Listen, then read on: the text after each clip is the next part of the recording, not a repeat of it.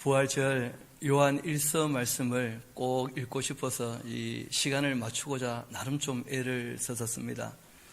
인류 역사에 있어서 가장 정점이 되는 사건, 그리고 우리가 글을 쓴다면 기승전결할 때 가장 하이라이트가 되는 그런 사건이 있다면 바로 예수님의 그 십자가와 예수님의 부활일 것입니다. 그러나 기록은 좀 다르죠.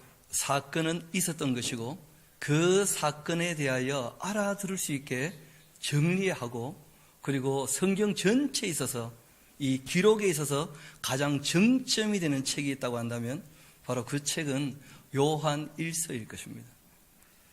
성경 전체가 알고 보면 이 요한 1서를 초점으로 해서 달려오고 있었던 것이죠. 부활이라고 하는 그 사건이 어떤 의미를 우리에게 주고 있는가, 이것을 요한 1서가 우리에게 밝히고 있습니다. 모든 이야기는 처음 이야기를 좀 알아들을 필요가 있죠.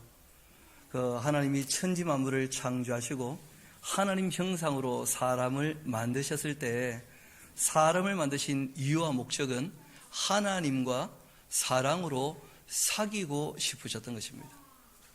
그런데 그 사람들이 진리이신 하나님의 그 진리를 알아듣지 못하면 그 사람들은 하나님과 사귈 수가 없게 되는 것이죠.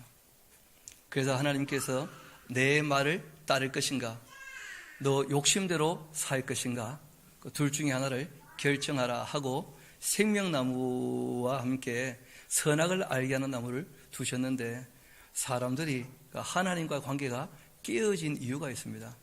그는 죄 때문이었는데 그 죄는 욕심으로 말미암은 것이었죠. 자기가 피조물임에도 불구하고 하나님처럼 되고 싶었던 그 욕심이 잉태하여 죄를 낳았고, 그 죄가 결국은 하나님과의 관계를 멀어지게 하면서 밝고 말하면 관계가 어떻게 된 겁니까? 깨어지고 만 거예요. 그 관계가 깨어지고 말았기 때문에 이 관계를 하나님께서 어떻게 회복하시어 가는가 하는 것이 이 성경 역사에서 우리에게 보여주고 있는 것입니다. 그리고 그 관계가 회복될 때 이 죄 문제를 해결하신 것이 예수님의 십자가였고, 그리고 예수님께서 부활의 첫 열매가 되셔서 우리에게 영생을 확증해 주신 거예요. 그러고 난 다음에 영원히 살면서 뭘 할 거라는 거예요? 하나님과 사귐이 있기를 원하신 거예요. 그래서 이 내용이 바로 그 요한 1서에 기록되어 있어서 요한 1서의 그 주제라고 한다면 바로 하나님과의 사귐의 회복이죠, 회복. 우리 먼저 그 이사야서 한번 같이 가보도록 합시다. 이사야서 59장 우리 같이 가면 좋겠는데요. 거기 이런 말씀을 우리에게 하시고 계십니다. 이사야서 59장입니다.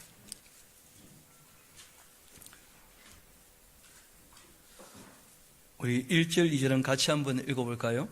이사야서 59장 1절, 2절 시작. 여호와의 손이 짧아 구원하지 못하심도 아니요 귀가 둔하여 듣지 못하심도 아니라 오직 너희 죄악이 너희와 너희 하나님 사이를 갈라 놓았고 너희 죄가 그의 얼굴을 가리어서 너희에게서 듣지 않으시게 함이니라. 이유는 너희 손이 피해 너희 손가락이 죄악에 더러워졌고 너희 입술은 참이 아닌 거짓을 말하며 너희 혀는 선이 아닌 악독을 내기 때문이다. 사회가 공의롭지도 않고 정의롭지도 않고 오히려 허망한 것을 의뢰하면서 거짓을 말하고 악행을 잉태하여 죄악을 낳고 있다 하고 말씀하신 거예요. 진리를 떠난 것을 가지고 아무리 사람들이 무엇을 이루려고 옷을 짜봤자 거미줄로 만든 옷처럼 입지 못하는, 쓰지 못하는 다 그런 것이 되고 맑았다는 거예요. 여러분, 지나가는 것들은, 영원하지 않은 것들은 잠시 있는 것처럼 보이지만 실상은 없는 것이나 마찬가지입니다. 영원하지 않다면 그것은 참으로 가치가 없는 것이죠. 그래서 오늘 성경이 우리에게 하나님이 처음부터 하시려고 했던 일이 있었는데 사람들이 욕심으로 말미암아 죄를 지어 하나님과 관계가 깨어지고 말았고 이 관계가 인간의 힘으로 다시 회복할 수가 없다는 거예요. 그래서 하나님 쪽에서 이 관계를 회복하시고자 놀라운 사건을 일으키셨는데 바로 그것이 예수님 이야기라는 거예요. 여러분, 이 요한 1서가 기록될 때는 언제쯤이었냐면 예수님께서 죽으시고 부활하신 이후에 그 한 60년쯤 지났을 때입니다. 그러니까 AD 90년에서 100년 그 사이쯤에 기록이 되었습니다. 그러니까 요한계시록, 또 요한복음, 요한 1, 2, 3서 이 요한의 저작이 한 5권쯤 되어지는데 이 5권의 저작은 거의 비슷한 시기에 기록이 된 것입니다. 그리고 이것은 AD 70년에 예루살렘이 멸망하지 않았습니까?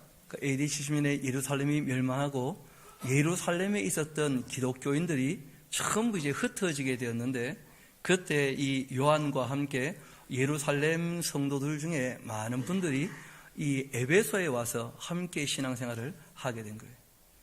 그러면서 이제 이 에베소에서 그 요한이 AD 70년부터 시작해서 AD 한 100년까지 별세하시기까지 한 30년 정도 목회를 하시게 됩니다. 그러니까 예루살렘, 특별히 이제 3년 동안 예수님의 그 행적과 가르침과 죽으심과 부활을 봤던 사람들이 있지 않습니까? 이 사람들을 요한이 뭐라고 얘기하냐면 우리라, 그렇게 얘기해요. 우리. 그 에베소에 있는 사람들은 누군가에게 전해 들어서 믿음을 가진 사람들이죠. 그래서 이 에베소와 그 소아시아에 있는 사람들에게 이 복음을 전할 때 30년 동안 가르쳤지만 다시 한번 정리해서 얘기할 필요가 있었던 거예요. 그래서 우리가 겪었던 일들에 관하여 증인으로서 여러분에게 확실하게 좀 알려드리기를 원한다. 왜냐하면 교회가 세워지고 이제 역사가 흘러가고 있지만 시간이 지나면서 교회가 타락하기 시작해요. 그 이유는 안에서도 문제가 벌어집니다. 그 안에서 일어나는 문제는 항상 그런 것이죠. 누가 더 크냐? 처음에는 섬긴다고 시작했다가 어느 정도 입지가 되어지면 그때부터는 내가 그만큼 고생하고 섬겼으니까 이제부터는 너희가 나를 섬겨야 되지 않는가, 이런 마음이 사람들에게 알게 모르게 생겨난다는 거예요. 군대 가도 딱 그렇죠. 이등병 때 땅벌나게 고생하다가 병장 되면 어떻게 합니까? 이제는 내가 한번 해봐야지, 그런 마음이 사람들에게 다 있는 거예요. 그러니까 내분으로도 사랑이 점점 식는 거예요. 섬기려고 하지 않고 뭐 하려고 하는 자세가 생깁니까? 섬김을 받으려고 하는 자세가. 그러니까 이 에베소 교회는 첫사랑이 식어버린, 첫사랑의 행위가 없어져 버린 그런 교회가 지금 되어져 가고 있습니다. 또 한 가지는 예루살렘의 이 할례당들, 구원의 근거를 스스로 가지고 있는 이 사람들, 그리고 또 동방에 있었던 신비적 현상을 이 신앙이라고 생각하는 그 동방 풍습들, 게다가 이제 이 헬레니즘이라고 얘기하는 그 헬라 철학에서 영지주의라고 하는 이단을 만들어요. 여러분, 영지주의는 육체는 악하고 영은 선하다, 이렇게 보면서 하나님이 창조하신 그 창조 세계를 그 더럽게 보는 그런 사람들이 있었습니다. 이런 사람들은 이제 크게 두 가지로 나타나게 되어지는데, 육체가 악한 것이니까 육체를 괴롭게 하자는 거예요. 그래가지고 자기 육체를 굉장히 혹독하게 다룹니다. 그렇게 해서 정신 승리를 하려고, 그런 것을 금욕주의라고 해요. 금욕주의. 자기 육체를 괴롭게 하면 정신이 좀 맑아지고 내 마음에 참된 기쁨이 오지 않겠는가 하는 금욕주의가 있는 반면, 또 한 가지는 뭐냐면 육체는 어차피 아무것도 아니니까 육체가 원하는 것, 바라는 것 다 해주라는 거예요. 그래봤자 영혼에는 아무런 영향을 끼치지 않는다. 그걸 우리가 쾌락주의라고 해요. 쾌락주의. 교회도 알게 모르게 이런 철학들이 꽤 스며들어 있습니다. 그러니까 죄를 지어도 회개만 하면 다 용서하실 거니까, 그러니까 신앙생활은 신앙생활대로 하되 내 멋대로 살아도 아무 문제가 없지 않겠는가 하는 그런 오해가 있어요. 그러니까 교회만 좀 열심히 다니면 마지막에 뭐 구원은 안 되겠는가 하면서, 그 실제로는 하나님은 전혀 마음에 두지도 않고 자기가 자기 주인인 거죠. 자기 구원이 자기의 목적이 되는 거예요. 그런 사람들이 이제 교회에 있게 되어지고 또 외부에서부터 교회를 어떻게 합니까? 침투에 들어오면서 교회를 혼란스럽게 만드는 거예요. 게다가 이 핍박이 지나가고 또 핍박이 닥치게 될 거예요. 그 신앙의 순수성을 지키기가 참 어렵게 된 것이죠. 여러분, 사람이란 존재가 참 연약한 부분이 있는데 그게 뭐냐면 진리를 딱 배우면 사람들이 자유롭게 돼야 되지 않습니까? 근데 진리를 배우면 경직이 돼요. 그 이유가 있습니다. 우리 한번 따라 할까요?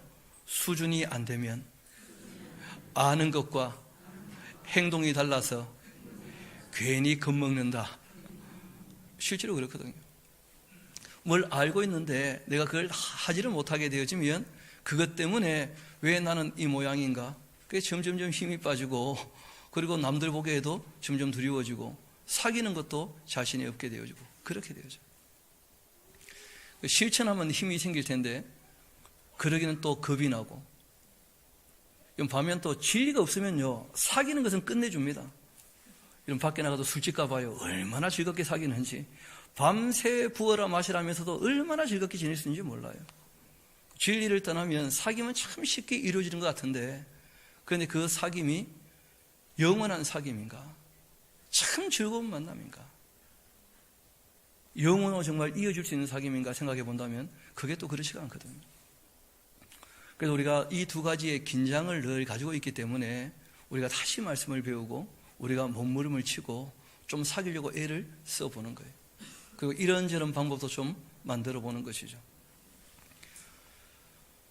이 요한 1서의 그 주제가 사귐이기 때문에 하나님과 끼어진 그 관계의 회복뿐 아니라 여러분 창세기를 보면 제일 먼저 하나님과 관계가 깨어지고 말지 않습니까? 그러니까 곧 안 가서 가정이 어떻게 됩니까? 깨어져요. 형이 자기 동생을 죽여버립니다. 여러분 그리고 얼마 안 가서 사회가 어떻게 됩니까? 깨어지고 말아요. 그 창세기 6장을 보게 되어지면 사람들의 죄악이 관영한 사건들이 나오지 않습니까? 그리고 난 다음에 홍수 심판으로 결국 어떻게 됩니까? 모든 하나님의 피조 세계와 인간관계가 깨어지고 말아요. 하나님과 관계가 깨어지니까 모든 관계가 다 깨어지고 맙니다. 그것은 다 죄로 말미암았던 것이었죠. 이걸 하나님께서 다시 다 어떻게 하실 거라는 거예요? 회복시키실 거라는 거예요. 그래서 하나님과의 관계를 예수님께서 다시 회복시키고자 죄의 문제를 해결했을 뿐 아니라 하나님과 사람이 사귀는 것과 함께 사람과 사람이 사귀려면 이런 자세를 가지고 이렇게 살아야 된다 하시고 예수님께서 진리를 가르쳐 주신 거예요. 이 땅에서 이렇게 살아야 한다. 그래야지 인간관계가 어떻게 된다는 거예요? 진리 안에서 회복이 된다는 거예요. 진리를 떠나서 회복돼봤자 그거는 진정한 회복이 아니거든요. 영원한 것도 아니고. 그렇게 할 때 이 모든 만물과의 관계는 우리 힘으로 회복이 안 됩니다. 과학이 발전해가지고 자연이 회복이 되느냐? 여러분 어떻습니까? 과학이 발전하니까 자연이 회복됩니까? 자연이 더 깨집니까? 사람이 발전하면 발전할수록 자연과의 관계는 더 어려워지고 마는 것을 보게 됩니다. 왜냐하면 사람은 한없이 편하고 싶고 편하려면 누군가를 갈아 넣어야 돼요. 그렇죠? 그러니까 자연의 그 모든 힘을 갈아 넣어서 사람들이 자기 이익만을 추구하기 때문에 자연과의 관계가 회복되기가 참 쉽지 않습니다. 그래서 결국 이제 하나님께서 만물을 새롭게 하실 거라는 거예요. 모든 것을 새롭게. 그렇게 해서 온전한 이 관계의 회복, 참된 사랑의 그 사귐, 진리로 말미암아 영원히 누리는 그 자유와 기쁨, 이걸 우리에게 주시고자 예수님께서 죽으셨을 뿐 아니라 부활하셨다는 거예요. 그 사실을 이제 이 요한이 정말 깊이 깨달았던 것이죠. 여러분 예수님의 그 제자들은 대부분 다 그 1차 기독교 박해 때 순교하게 되었습니다. 마지막까지 남았던 분이 누구냐면 이 요한이라고 하니 요한. 그래서 요한이 모든 것을 마무리합니다. 예수님 이야기도 요한복음에서 마무리하고 서신서도 요한 1, 2, 3서에서 마무리하고 어떻게 보면 성경 전체도 누가 마무리한 겁니까? 요한이 마무리한 거예요. 요한 계시록 이렇게. 아마 하나님께도 보실 때 요한 정도가 되어야, 그리고 요한처럼 또 살아야 내가 하고자 하는 말, 정말 내가 사랑이며 너희를 사랑한다는 말을 알아듣지 않겠는가. 요한은 그 하나님의 사랑을 깨달았기 때문에, 명확히 알아들었기 때문에 이분이 자기의 삶을 녹여서 이 말씀을 다 기록한 것이죠. 그래서 우리가 이 요한 1서를 읽어나갈 때 이것이 바로 성경의 뭐라는 거예요? 핵심이고 결론이다. 여러분, 성경이라는 책 자체가 하나님의 특별한 계시의 말씀이지 않습니까? 성경을 보면 하나님이 어떤 존재인지를 알아야 됩니다. 요한 1서에 바로 거기에 대한 명제가 나와요. 하나님은 사랑이시다 하는 명제가 나옵니다. 바로 이 말씀을 위하여 창세기부터 여기까지 어떻게 보면 달려왔던 것이었죠. 우리 1장 1절의 말씀부터 한번 차근차근 그 내용들을 살펴봅시다. 태초부터 있는 하는 말씀이 있습니다. 여러분, 창세기를 보면 태초에 하나님이 천지를 창조하시는 하는 말씀이 있죠. 그렇죠? 또 요한복음 1장 1절을 보면 어떻게 됐습니까? 태초에 말씀이 계시니라. 엔 아르케 하는 말씀들이 나옵니다. 그런데 이 요한 1서는 그것과는 조금 분위기가 달라요. 여러분, 이 태초라고 하는 말은 어떤 시점을 얘기하는 것이 아니죠. 그러니까 시간이 생기기 전, 우주 만물이 창조되기 전 신은 먼저 계셨다. 영원하시다, 그런 뜻입니다. 영원하신 하나님께서 언젠가 시간과 공간을, 물질 세계를 만드셨다. 그 태초에 이미 말씀이 계셨다. 그렇게 얘기하는데, 태초부터라고 하는 하나 더 붙어 있죠. 그렇죠? 그 하나님이 지금까지 우리와 함께 하신다, 그런 뜻이에요. 태초부터 있는 생명의 말씀이다. 그냥 말씀이 아니고 이 영원한 생명, 이 말씀. 요한복음이 이미 밝혔기 때문에 굳이 그걸 다 설명하고 있지는 않죠.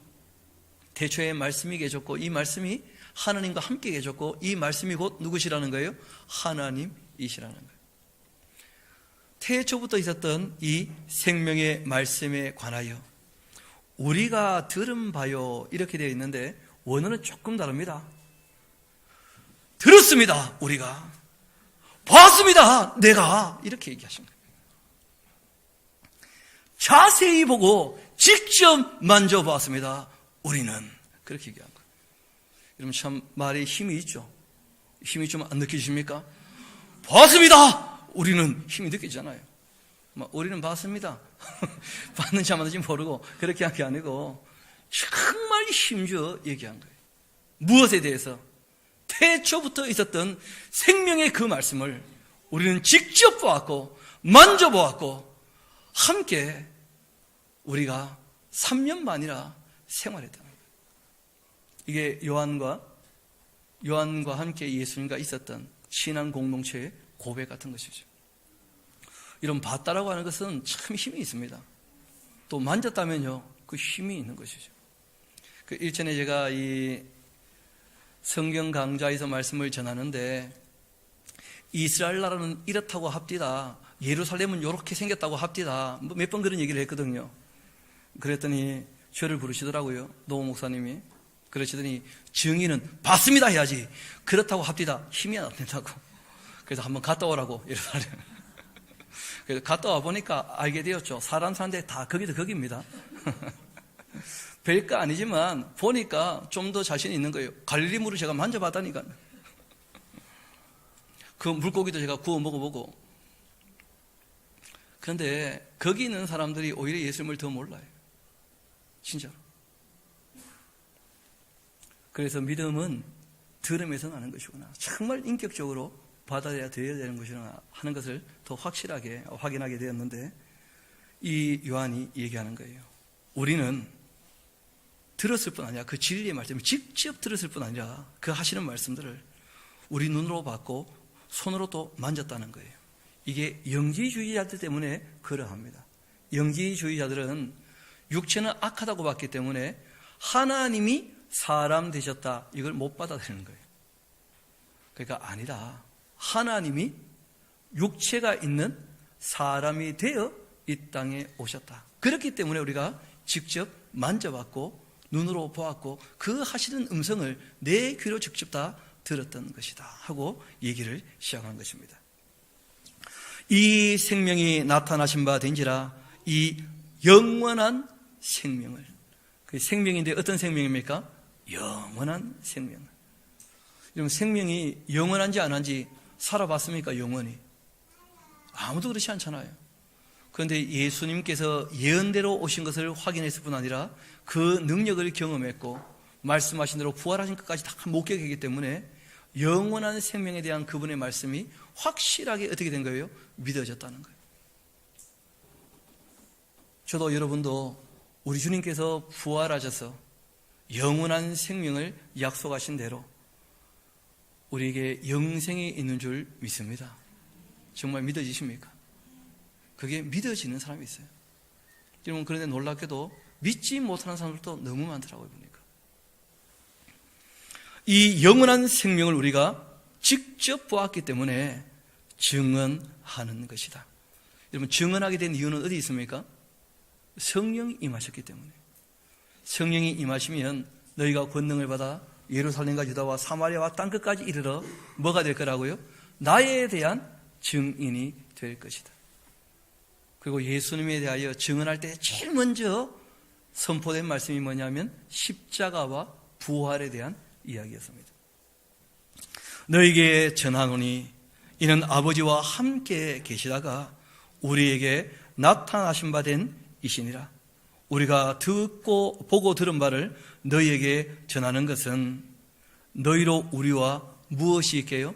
사귐이 있게 하려 합니다. 하나님을 먼저 아는 사람들과 사귀게 되어지면 그들이 우리를 통하여 누구를 또 알게 됩니까? 하나님 어떤 분인지를 알게 되는 거예요. 우리와 사귐이 있게 함이니. 우리의 사귐은, 여러분 참 우리라는 말 좋죠. 나, 너, 우리, 우리나라, 대한민국. 친구한테 얘기할 때도 뭐라 그럽니까? 야, 우리 엄마 보러 가자. 갑자기 형제가 된 거죠. 친구인데. 우리란 말 참 우리는 좋아해요. 그렇죠? 그런데 우리란 말을 그렇게 좋아하면서 우리가 잘 안 되는 나라가 대한민국입니다. 보수 진보 절대 우리가 안 돼. 가만 보면 참 우리가 안 돼요. 우리가 정말 우리가 돼야 됩니다. 샤론 교회는 우리가 되기를 소망합니다. 그러니까 양우리를 몇 개 만들었잖아요. 우리를 하려고 목장도 좀 만들었어요. 어떤 분 얘기를 들어보니까 목장 없으면 떠날 뻔했는데 목장에 딱 우리에 갇히는 바람에 우리가 됐다면서 얘기하신 분도 계시더라고. 우리와 사귐이 있게 하려 함이니 우리의 사귐은 아버지와 그의 아들 예수 그리스도와 더불어 누리는 것이다. 그런데 이분들이 이런 얘기를 합니다. 우리가 이렇게 쓰는 이유가 있다. 우리의 무엇이요? 그러니까 기쁨은 어디에서 오는 것입니까? 사귐에서 오는 거예요. 사귐에서. 여러분 잘 생각해 보면 우리가 남들에게 무슨 기쁨을 주겠다 이런 마음을 가지는 경우도 많고, 내가 또 이렇게 기뻐했으니까 기뻐하면서 나에게 영광을 좀 돌려라, 이런 마음이 사람들에게 알게 모르게 있어요. 저도 보니까 좀 그렇더라고. 예전에 일인데 그 애들이 김치볶음밥 먹고 싶다 해서 딱 만들어주고 난 다음에는 맛있냐? 안 맛있냐? 맛있냐? 계속 먹는 거예요. 수고는 수고대로 해놓고 아빠 말 때문에 그때부터 밥맛이 떨어지는 거죠. 왜냐하면 기껏 섬겨놓고 난 다음에 영광을 자기가 받으려고 하니까 아무 의미가 없는 거예요. 사귐의 본질은 어디 있느냐면 내가 기쁘다. 내가 이 사귐으로 내가 너무 기뻐서 하고 싶은 거예요. 너가 받아주든지 안 받아주든지 그 두 번째 문제고, 내가 너와 우리가 되어 내가 섬기니까 내가 너무 기쁘다. 그렇게 표현하신 거예요. 하나님께서 우리를 사랑하신 것은 하나님을 위해서다. 그렇게 말씀하셔요. 그런데 유익은 다 누가 얻습니까? 사람들이 유익을 얻게 되는 거예요. 내가 나의 영광을 위해서라도 내 찬송을 우상에게 주지 않겠다. 그런 말씀하시는 거예요. 자신을 위해서 하시는 것처럼 하시는데 실제로는 우리가 다 그 은혜를 누리고 그 영광을 누리는 것이죠. 바라기는 우리 샤론교회 모든 우리 권속들은 자기의 기쁨이라 그렇게 여기지며 서로 섬기며 참된 사귐에 들어갈 수 있게 되기를 소망합니다. 사귀는 것이 나의 기쁨이 될 수 있도록, 누가 나를 기쁘게 해주는 것이 아니라 내가 누군가를 섬기는 것이 나의 기쁨이 될 수 있도록. 그런데 이러한 사귐을 해보니까 시간이 참 아까워요. 그렇죠? 금방 시간은 지나고 곧 헤어질 시간이 오고, 여러분 그래서 천국이 있는 거예요. 영원한 사귐. 여러분 요엘 선지자가 성령 강림에 대하여 이야기를 한 것을 베드로가 그대로 인용한 일이 있었습니다. 우리 사도행전 2장 말씀으로 오늘 말씀을 좀 마무리하도록 합시다.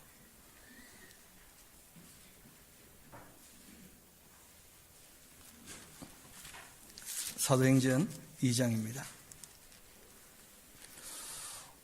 우리 7절에 있는 8절에 있는 말씀을 함께 봉독하도록 할까요? 시작. 하나님이 말씀하시기를 말세에 내가 내 영을 모든 17절 18절 노안이 와서 죄송합니다. 2장 17절 18절 같이 읽어봅시다. 시작.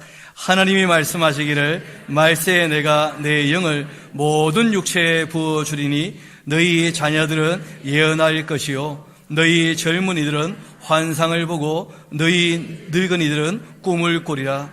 그때 내가 내 영을 내 남종과 여종들에게 부어주리니 그들이 예언할 것이라. 아멘. 여러분 이게 무슨 말이냐면 앞에 먼저 운을 떼줬어요. 성령 임하시면 성령께서 뭘 하실 거라고요? 예수님에 대하여 증언하실 거라는 거예요. 예수님께서 뭘 얘기하셨느냐 하면 회개하라. 하나님의 나라가 가까이 왔다. 너희가 회개하면 너희 죄의 문제는 내가 내 목숨 값을 지불해서 너희 죄 문제를 해결해 주겠다. 그뿐 아니라 내가 부활의 첫 열매가 되어서 영생을 보장해 주겠다 하고 말씀하신 거예요. 그리고 다시 한번 본문으로 돌아가 봅시다.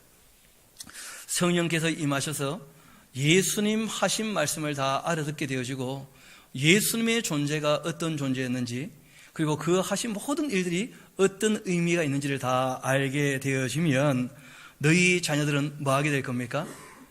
이때 예언은 미래를 점친다 그런 뜻이 아니에요.